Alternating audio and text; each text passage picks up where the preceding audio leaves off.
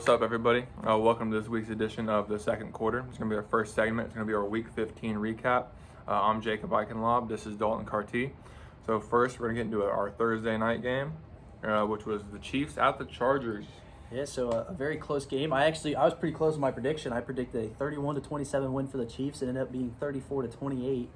Patrick Mahomes, 410 yards and 3 touchdowns. What we're used to seeing from Patrick Mahomes. Hill and Kelsey combined for 22 catches for 339 yards and 3 touchdowns, carrying fantasy teams all around the United States. Prayers go out to Donald Parham, though. He had a very scary moment there as he was momentarily paralyzed after dropping a touchdown catch. I did hear he was getting released a couple days ago. I did, yeah. I also heard that. So hopefully he's okay and able to play it maybe not this week, but maybe next week. Mm-hmm.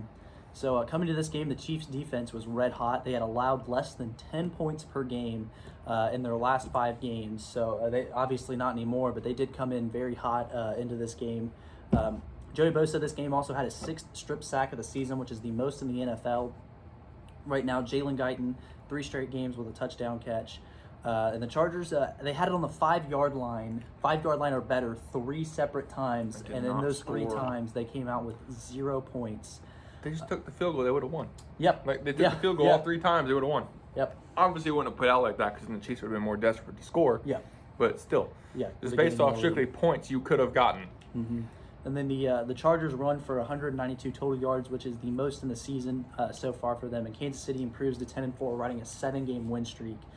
So a very big win for them as the Chiefs will go to play the Pittsburgh Steelers in Kansas City, and the Chargers move on to the Texans in Texas. That's somewhere. Thanks in Houston. And obviously you got the Saturday night game. The Patriots played in Indianapolis against the Colts. The Colts struck first, and they were up 20-0 at the end of the third quarter. Mm-hmm. To start the fourth quarter, New England started to mount a comeback, mainly on the back of Hunter Henry, as he had 2 touchdowns alone in the fourth quarter, which ended up being all of New England's touchdowns all day. Yeah.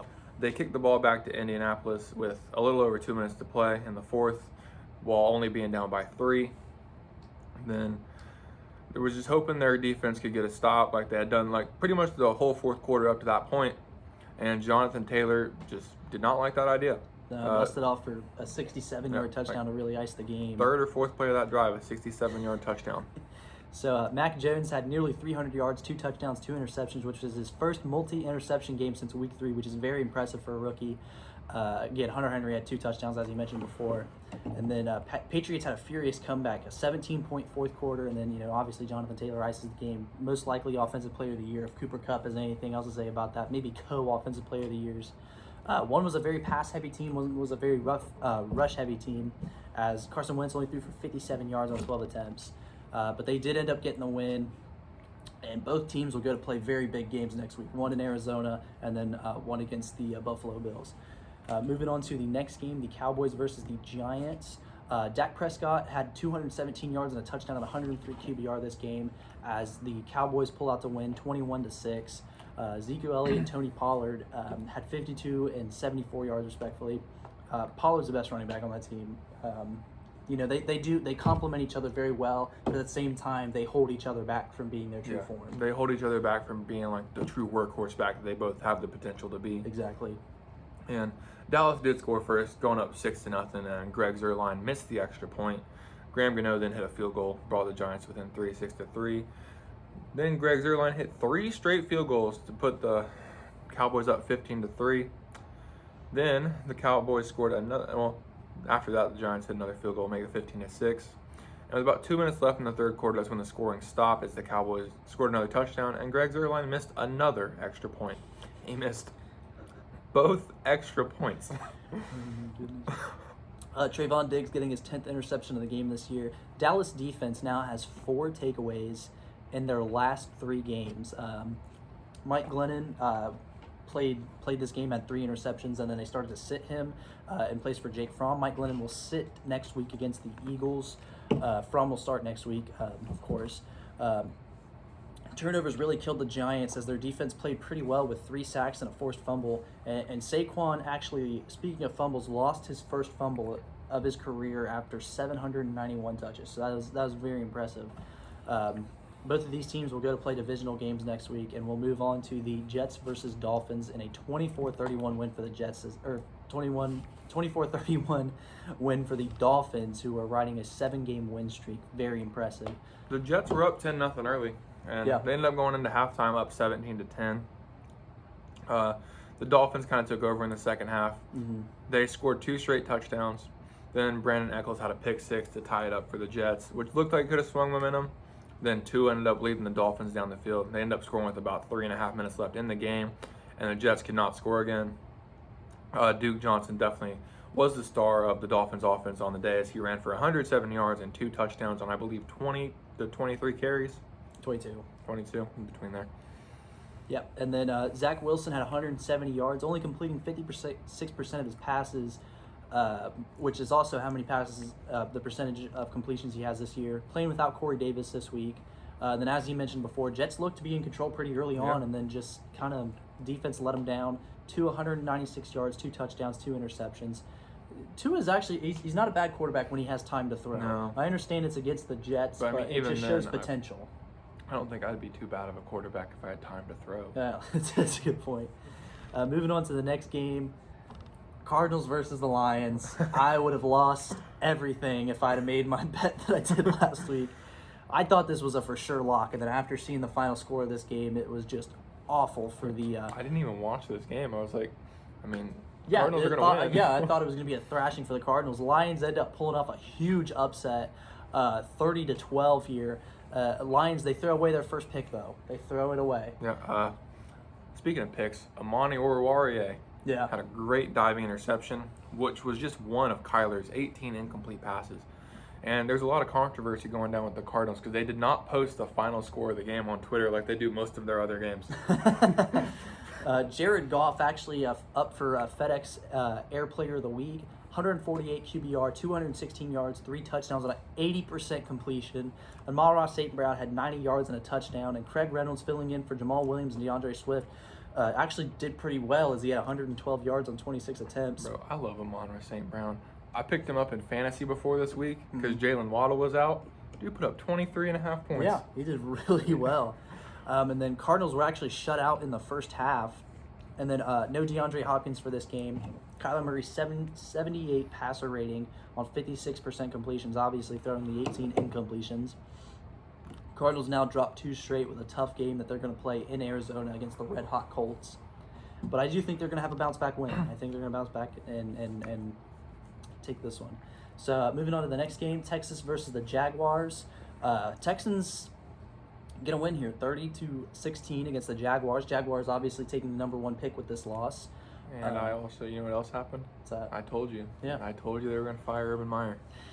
Usually, their owner is pretty good about holding on to head coaches, but I guess not here. There was a lot going on around there was a lot of To scandals. be fair, we did make this. Did we make the video before he kicked Josh Lambo? No, we made the video it was like 2 hours after the news came out. Oh my goodness. So like we recorded around like 8:30 that night. The news came around like 6, and like 4 hours after the video, he was fired.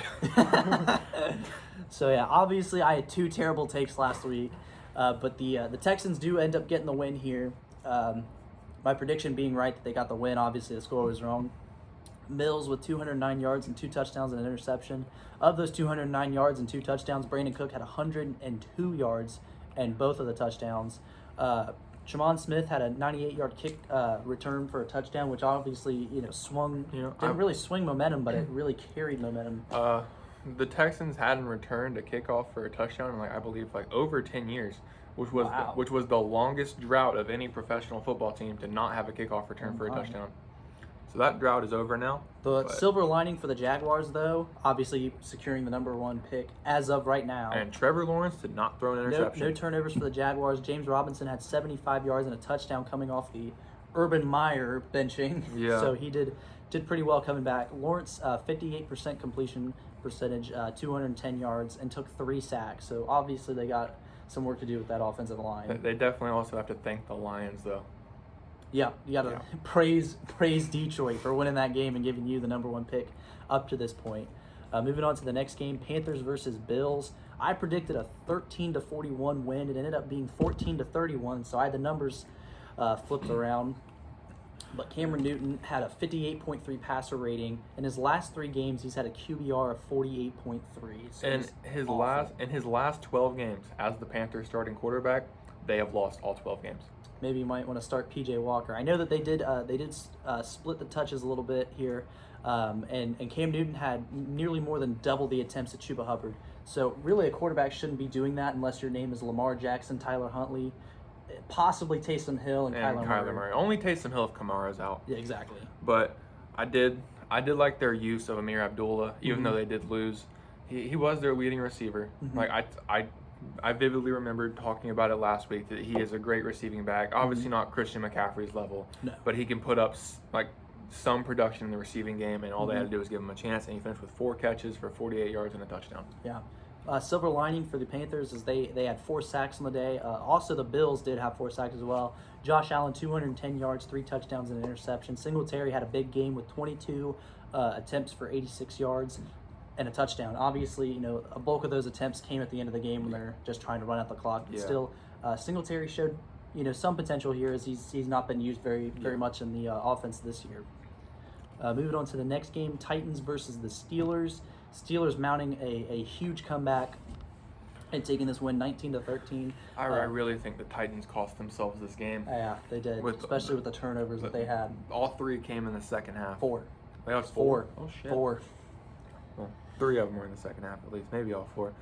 But it was just not a good game, and I'm sorry, but without Derrick Henry, Ryan Tannehill is like the most mediocre quarterback I've ever seen. No, I wouldn't even say mediocre. I would say he's near the bottom of the barrel. Like, you remember how bad he was on the Dolphins. You put him on the Titans with a guy like A.J. Brown, at the time Corey Davis, and then Derrick Henry. With a great coach like Mike Vrabel. Like, he looks good. But without those players... They also had Arthur Smith as their offensive coordinator, the head coach of the Falcons right now. But, like, without those players, he's not good. Like, he's the same quarterback he was in Miami. He's not good. He's basically Baker Mayfield. Titans actually had 10 different receivers catch passes this game, and the turnovers cost them the game. Steelers only scored 12 points off of all 4 of those turnovers, so the Titans defense did the best they could to kind of manage that. Steelers have outscored their opponents 46 points in the fourth quarter, but they've been outscored by 99 points in the first 3 quarters. The Steelers only had 35 rushing yards this game, which Titans are one of the best teams at stopping the rush. So the Steelers understood the assignment. Get the ball in the air, challenge those DBs. They're beat up. Titans have had 86 different starters this year, and a bulk of those have been the secondary of them. So the Steelers definitely took advantage of that. The Titans had 210 total rush yards, so they didn't throw a lot in the air, but the fumbles really cost them this game. Titans have 4 straight games with at least 3 turnovers, and since week 9, the Titans have had 13 giveaways and 0 takeaways. They could have taken the 1 seed with a win this game, but dropping it, moving down to the 3rd seed. Yeah, that's got to suck for the Titans, especially because now you're in position to play the Colts in the wild card round if all turns out well for the Colts. Yeah. And I don't think you want to do that. Obviously, they beat the Colts twice earlier in the regular season, but this is a completely different Colts team. Mm-hmm. Especially if the Bengals overtake them and they drop to the 4. Yeah. So moving on to the next game, Falcons versus Niners. Jimmy Garoppolo, 235 yards and 1 touchdown. Matty Ice with very similar numbers. Very similar. He only had 1 more completion. He had 1 more yard, and they had the same amount of touchdowns. Yeah, and then Jeff Wilson obviously stepping up big with the absence of Elijah Mitchell with 110 yards and a touchdown. And Deebo Samuel being a really good running back for them as well. Now has a rushing touchdown in 6 straight games, so their best receiver and their best running back. I think the issue in this game for Atlanta was that Cordero Patterson just could not get going. Mm-hmm. The only really bright spot, in my opinion, that came out of this for Atlanta is Russell Gage. He has performed very well in the absence of Cordero Patterson. Mm-hmm. And, well, not Cordero Patterson, Calvin Ridley. Yeah. And he could be a decent wide receiver, too. He's playing really well as wide receiver 1, but I don't think that's his role. Yeah. Definitely like a Tyler Lockett kind of guy, Adam Thielen with Justin Jefferson.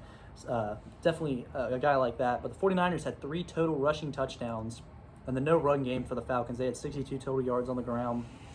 And they also had no sacks this game. So that definitely affected this loss here. And next we got the Bengals at the Broncos. Prayers for Teddy Bridgewater. Prayers for Teddy Bridgewater. He had a very similar injury. It was almost identical to his one a few years back whenever he was playing for Minnesota. Ended up getting carted off the field. So prayers for him. Also against the same team. Bengals did that. Also against the Bengals. Both of them against the Bengals. Before you get into it, I just want to say PFF sucks because they have Joe Burrow as the highest graded QB, and he is in the top for interceptions, top for sack yardage, and it's awful. Yeah. So go ahead and continue with what you're saying. I just had to put that out there. So, PFF sucks. Don't listen to PFF grading. It's awful. I think the only thing it's good for is like O-lineman grading. Yeah, personally. O-lineman grading is good, but quarterback, no. And skill positions, no. Then obviously, after Teddy Bridgewater went out, Drew Lock came in, threw a strike to Tim Patrick for the touchdown to give the Broncos the lead. Pretty much right after Cincinnati struck big, they hit Joe Burrow had a 56-yard passing touchdown to Tyler Boyd, and they went for 2 to make it a 7-point game. However, they didn't get it, and then that was near the end of the third quarter, and there was just no scoring in the fourth quarter. It ended up being 15-10 as Cincinnati held on to win. Jamar Chase, the potential offensive rookie of the year, finished with 1 catch for 3 yards. Mm-hmm.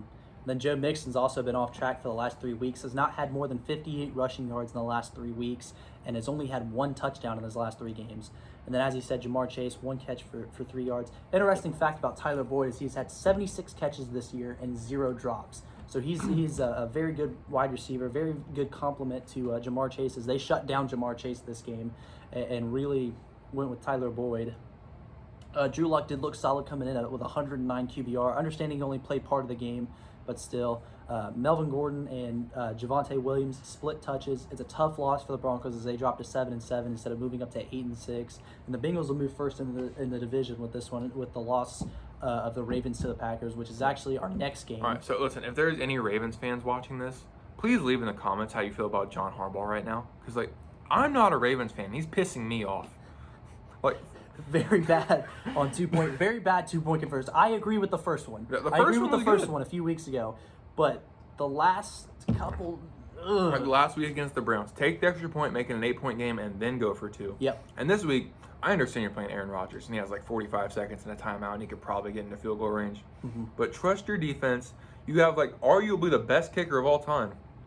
Not Just even take- arguably. He definitely is. Just take the extra point. Like, Yeah. it's like a 30-yard field goal. He hits, like, on field goals under 40 yards, he hits 98% of the time. Like, obviously, there's a small chance he could have missed it, but I doubt it. So getting into the statistics of the game, Aaron Rodgers, 268 yards, 3 touchdowns, no interceptions. Packers defense did struggle against Tyler Huntley, who is exactly like Lamar Jackson, as a backup should be, just a worse version of your starter. Tyler Huntley with 4 total touchdowns, 2 in the air, 2 on the ground. It was a very close game up until the end. Mark Andrews had a huge game with 136 yards and 2 touchdowns. I don't like that 2-point conversion call at the end. It might have been acceptable if you put Andrews on the inside, let him play some bully ball against the linebackers or a DB that they're on, but putting him outside definitely hurt their chances.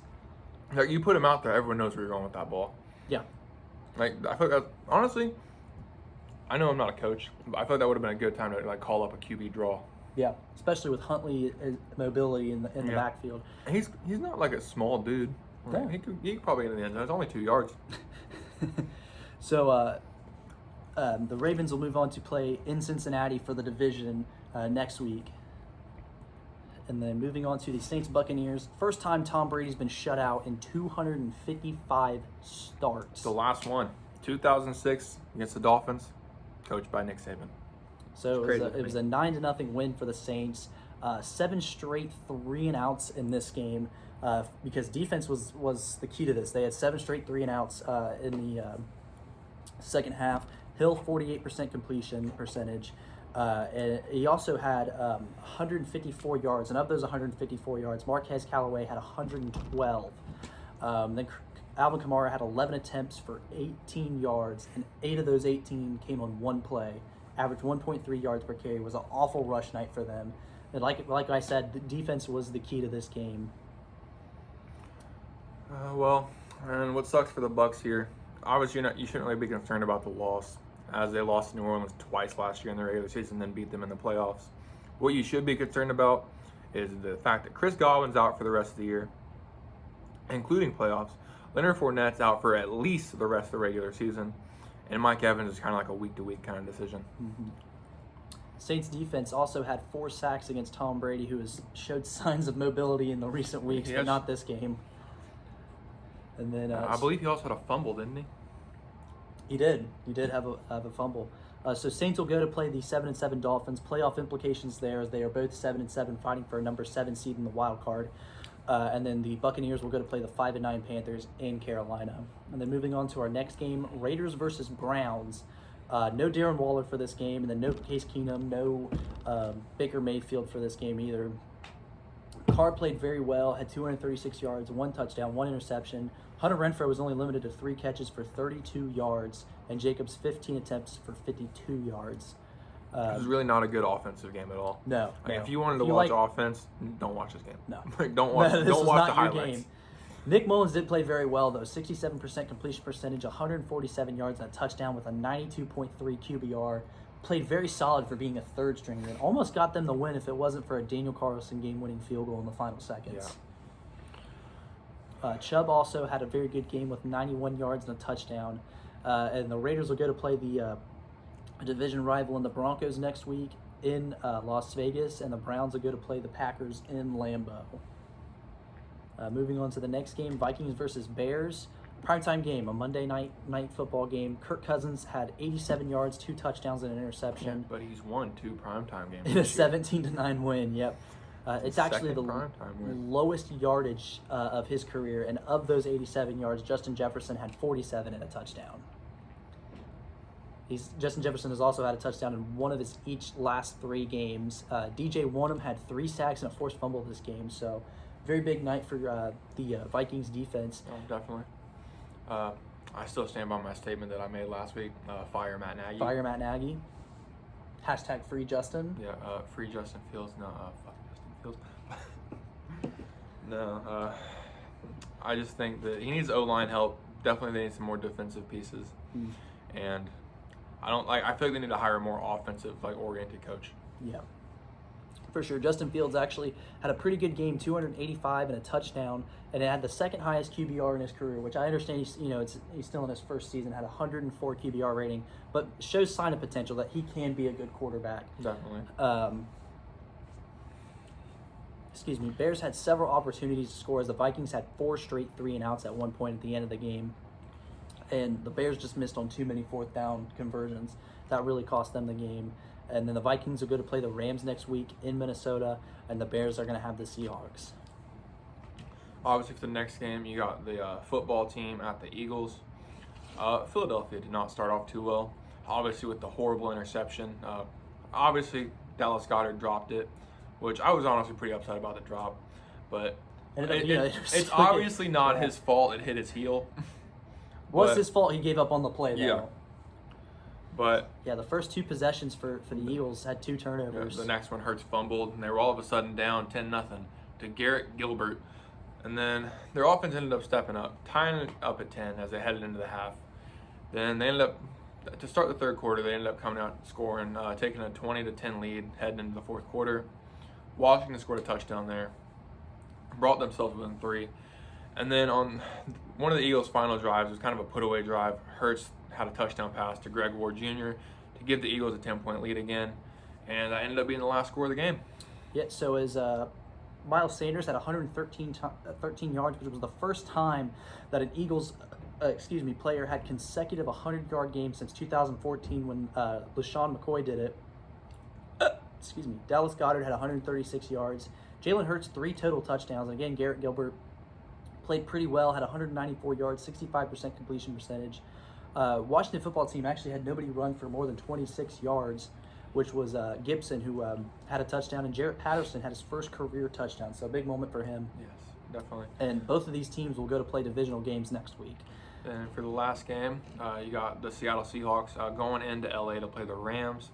And it was kind of a classic NFC West defensive battle, low scoring at least. Cooper Kupp ended up with 136 yards and 2 touchdowns on only 9 catches. At 136 yards. You can't decide whether it's Jonathan Taylor or him who's Offensive Player of the Year. Yeah. And obviously, as a Seahawks fan, you're not happy to lose, but you're even less happy with the no call.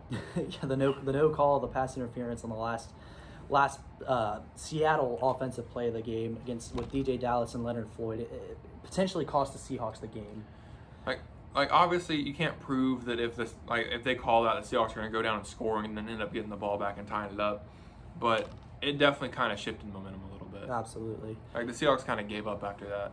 And Russell Wilson had a 59 QBR and 156 yards. First time in his career that he's going to have a losing season with the Seahawks. And then going back to Cooper Kupp has had 10 consecutive games with 90 or more yards, which is an NFL record. So, and he's with very 3 good at games football. left in the season, he has set the single season record for receptions by a Rams player. Yeah, I believe it was Isaac Bruce who had it before him. that sounds about right. That does sound. I think he had a 119, and Kupp's got like 121 now. So that's going to conclude our weekly recap for Week 15. So- Tune into our next episode where we're doing our top 10 picks. So Right.